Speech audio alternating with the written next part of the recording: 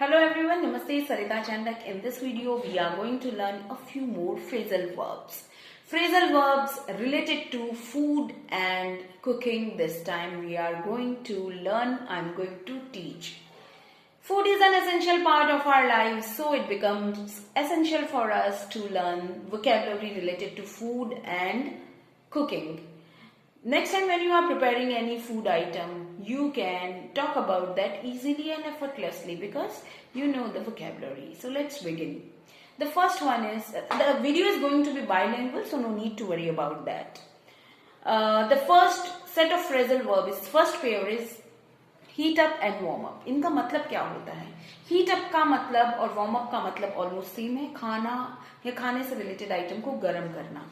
लेकिन डिफरेंस क्या है? बेसिक डिफरेंस है स्पीड का और दूसरा है उसके गर्म होने की इंटेंसिटी का. फॉर एग्जाम्पल, अगर आप खाने को वार्म अप कर रहे हैं, वार्म कर रहे हैं तो इसका मतलब आप उसको खाने जितना ही गर्म कर रहे हैं. और हीट अप का मतलब ज्यादा गर्म करना. हीट करने के लिए आप कोई ऐसा इक्विपमेंट यूज लेते हैं जिसमें खाना जल्दी से गर्म हो जाता है, जैसे माइक्रोवेव, विद इन सेकेंड्स हो जाता है. जबकि वार्म अप हम उस कंडीशन में बात करते हैं, उस सिचुएशन में बात करते हैं जब हम गैस बर्नर का या स्टोव का यूज कर रहे हैं. तो वार्म अप और हीट अप में फर्क कितना है? एक तो टेम्परेचर का कि खाना वार्म अप में कम गर्म होता है, हीट अप करते हैं तो ज्यादा गर्म होता है.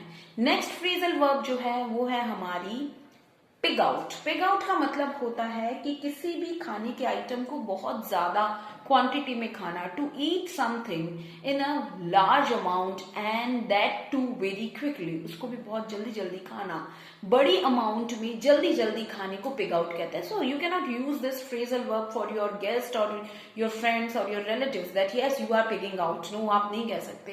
तो पिग आउट कैसे यूज कर सकते हैं? सपोज आप खुद के लिए यूज कर सकते हैं या अपने लाइक बच्चों के लिए, अगर वो अच्छे ढंग से नहीं खा रहे, सही ढंग से नहीं खा रहे, तो आप कह सकते हैं for example, yesterday I was not at home. Since morning I had not eaten anything. So when I reached home I just pegged out. Pegged it out. Pegged it out का मतलब, peg out का मतलब मैंने जल्दी जल्दी बहुत ज्यादा मात्रा में खाना खाया. And since morning I have not eaten anything, so I'm going to reach home and I'm going to peg out. I'm going to peg out. Next phrasal verb है वो है turn up, turn down. Turn up means to increase the heat. Turn down means to lower the heat, to decrease the heat. Heat की flame को या heat को बढ़ाने और घटाने के लिए, बढ़ाने के लिए हीट को कहते हैं अपन टर्न अप और घटाने के लिए हम कहते हैं turn down.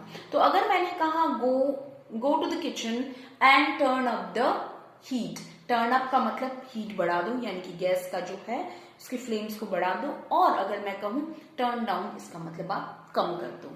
Next phrasal verb है वाटर डाउन. वाटर डाउन का मतलब होता है कई लिक्विड आइटम जिनकी कंसिस्टेंसी बहुत थिक होती है, उनको अगर कम करना है, उसको थोड़ा सा लेस थिक बनाना है, कंसिस्टेंसी कम करनी है, पानी मिलाना है, तो उसके लिए हम पानी मिलाते हैं, तो उसको कहते हैं water down.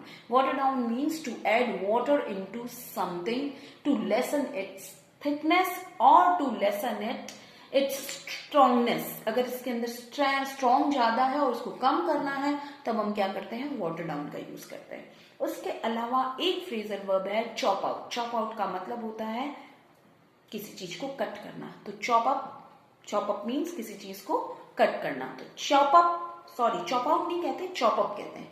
Chop up means किसी चीज को बारीक बारीक टुकड़ों में काटना. Chop up. Chop the onion up. Chop up the onion, chop up the coriander leaves, chop up the ginger,